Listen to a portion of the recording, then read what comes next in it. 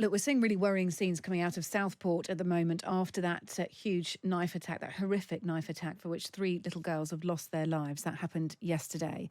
There was a demonstration advertised, billed for this evening at 8 o'clock, and a large crowd, hundreds of people, gathered outside the town's mosque.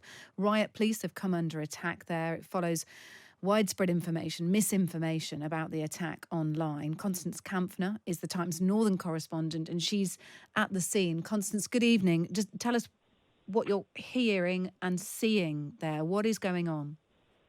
Well, you would have just heard a couple of seconds ago 2 more riot vans pulling in, joining many others. We've got helicopters circling overhead. And hundreds of people chanting, shouting, and throwing heavy objects at the police officers, shouting "England until I die" and a number of other things. I hope you were in a safe position, Constance. I should say that first and foremost. How many people are there? How many people do you think are protesting? And do you get the impression they are local or not? Several hundred. They appear to be from around Merseyside, mainly. The crowd got big and got violent almost from the get-go. At first, there were some children here who'd been brought along by their parents. Some pretty frightened-looking children, I must say. I can't see them anymore.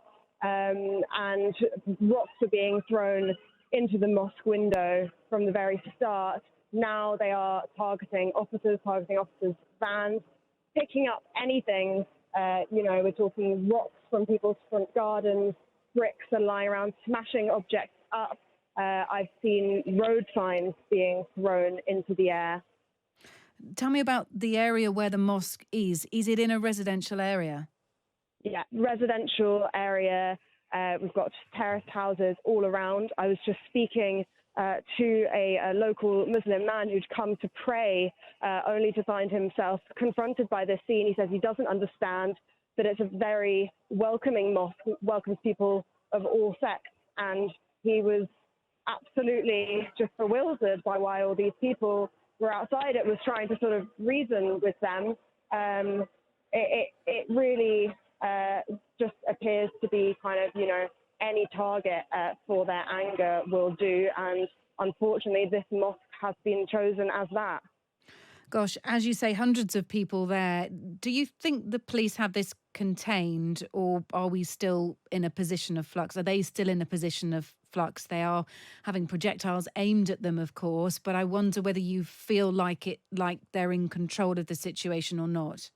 No, absolutely not. I can now actually see huge clouds of black smoke billowing from the direction of the mosque. I've taken a step back to speak to you, but I'm not quite sure what's happening, but it certainly looks like a fire from where I am. So no, police are not in control. I've seen several injured police officers, limping, bloody faces. The problem is that this is a junction. There's roads kind of coming from all directions. And at the minute, they're just trying to kind of split the crowd, keep it that way. But this is a situation that is rapidly escalating.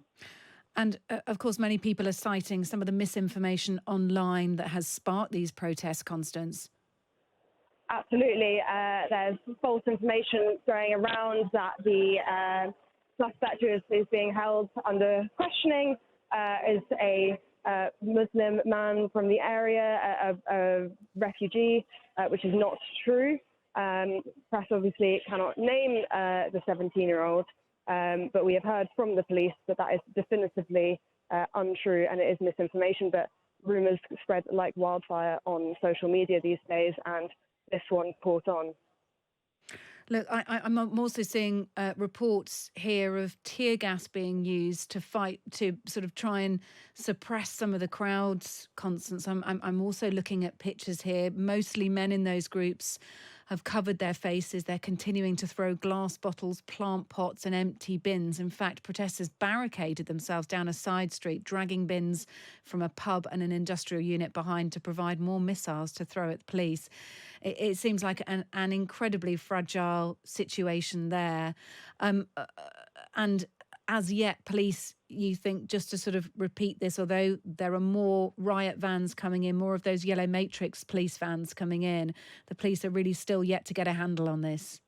They are holding the line. They are managing to keep two halves of the crowd away from each other. There's one half that kind of seems to be rearing to want to get involved, but is kind of on the slightly more peaceful side. I say slightly. And then there are those people that you can probably see better than I can, because I'm on the other side, who have barricaded themselves, who are kind of directly opposite the mosque and alongside it, and who have been kind of mainly the ones throwing these heavy objects at officers. So as I said, it's a rapidly escalating situation. I've stepped away for the last 5 minutes, but it is moving. Look, Constance, thank you so much for updating us. Please stay in a safe position. You don't need me to tell you that, but just to remind you. And thank you so much for bringing us the latest from the scene in Southport, where there are ongoing protests. It's turned incredibly nasty there. Constance, will speak to you soon. Constance is the Times Northern correspondent. And of course, you can read Constance reporting on all of this at thetimes.com, part of your digital subscription, and in the paper tomorrow.